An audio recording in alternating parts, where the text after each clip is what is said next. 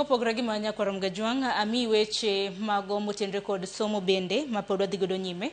Jopuonjre 1,200 mantiere kod dwaro mar omenda mar somo e ward ma Kibiri e kar chung' od bura ma Karachuonyo obedo gi fungruok bang' yudo omenda maromo $5.3 kowuok e agulu mar riwruok mong'ere kaka Homa Bay Education Fund. Sir makamano obiro e kinde mathoth jonyuol e gwenge mopogore opogore pod odiwo gi nyithindo e udi ahinya to madonjo e grade mar 10 kaluwore gi nok mar school fees. Ali Abich gi ler mathoth. Jopuonjre 1,200 mawuok e ward ma Kibiri ka chud bura ma Karachuonyo kamoting'o mago madonjo e grade 10 skunde ma sina sekondar mopogore manoluonggie madhi nyime gi somo e skunde mag sekondar, mbalariany kod kuonde tiegruok mamoko koro yudo fungruok bang' yudo siri omenda mag somo mabiro jologi e skunde ma gintie. Omenda maromo $5.3 mowuok e agulu mar somo ma ong'ere kaka Homa Bay Education Fund mane ochaki jatend migawo mar omenda sirikand kaunti ma Homa Bay Solomon Obiero ma en patron mare gi dwaro mating'o malo rang'iny mar somo e ward ma Kibiri. That education makes the child of a poor man rise to become a president.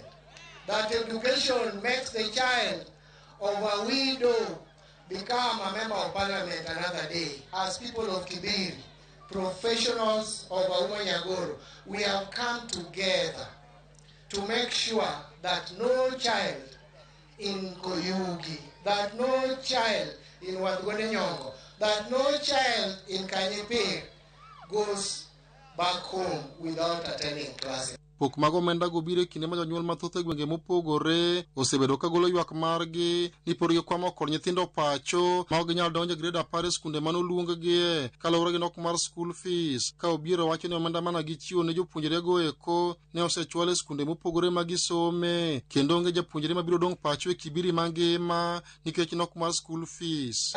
Tutame ok enena nono, ok diwacha wacha ni tutam nikech en dhano wacho ni jasiasa moro wacho ni tutam en gima nigi nengo nikech tutam ni emomiyo an nachung' kaka wuon, emomiyo nyithindo 1,200 ei Kibiri ka kiny dhi sikul kendo pesa sedonjo e account sama chunye kan. Nyasi mar chiwo omenda ne jopuonjre ma kamago ne obagi e skul primar ma Samanga kama jakom Homa Bay Education Fund Dr. Zakari Opapa kod telo mar nanga makono ne ojiwo jonyuol kod jokanyo mamoko mondo osir motegno somo mar nyithindgi. Penji ikiani chief nogolo pesa di chife wageno kuomu mondo program ni ufaulu, leaders, opinion leaders duto jonyuolwa wageno kuomu mondo program succeed.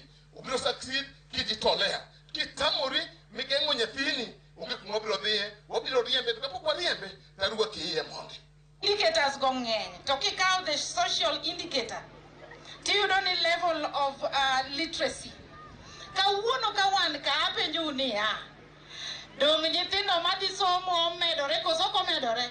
Bende gikone riwruok mar Homa Bay en mar dongo gwenge mag Kibiri kendo onge tudruok e weche mag siasa. Homa Bay dwa bedo osiptande e thurwa ka. Dakupamne man.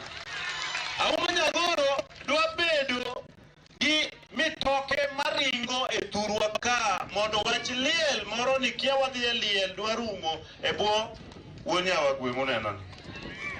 Homa Bay wadwa gere maka Homa Bay biro tiwinje kobiro.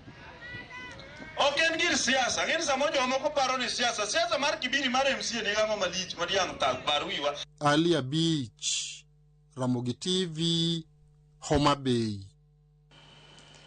Kopogore gi weche somo nyakwarom gajwang' ami weche motenre kod thieth. Riwruogna